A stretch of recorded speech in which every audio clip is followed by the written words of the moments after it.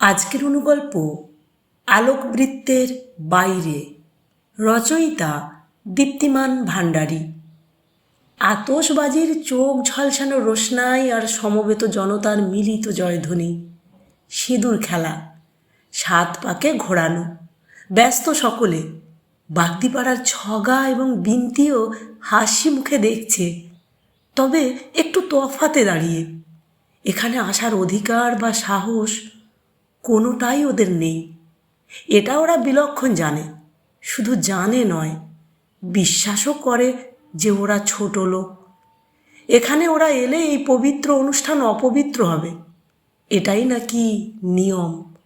প্রতিমা জলে বিসর্জন যাওয়ার পরেই দুদ্দার দৌড় লাগালো সবাই।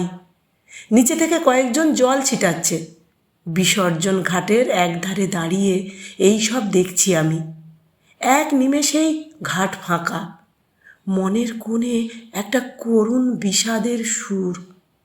পুকুরের চারদিকে চারটি হ্যালোজেনের তীব্র আলো ডুবন্ত প্রতিমাকে পাহারা দিচ্ছে মাত্র। ঘরের মুখে পা ফেলেছি সবে। হঠাৎ ধূপ ধূপ দুটো শব্দ। জলে কিছু পড়ল মনে হলো। দাঁড়িয়ে গেলাম কিছুক্ষণ, মুহূর্ত অপেক্ষা। দেখলাম জল থেকে উঠে আসছে ছগা আর বিন্তি। ছগা হাফ প্যান্ট পরা, বারবার খসে পড়ছে হাতে ত্রিশূল আর খড়গ। বিন্তির শতচ্ছিন্ন ফ্রক, সেফটি পিন লাগানো, জলে ভিজে বেহাল দশা। গলায় পড়েছে গাঁদার মালা। ছগা বিন্তিকে ত্রিশূলটা হাতে ধরিয়ে নিজে খড়গটা নেয়। তারপর শুরু হয় যুদ্ধ খেলা।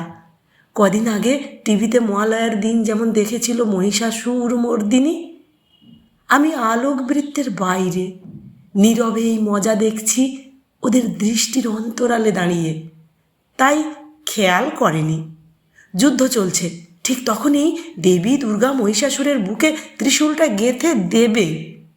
ঠিক তখনই দেখে ফেলল আমায়।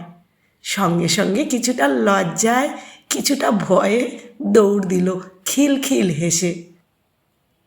আমি এক দৃষ্টে সেদিকে তাকিয়ে রইলাম।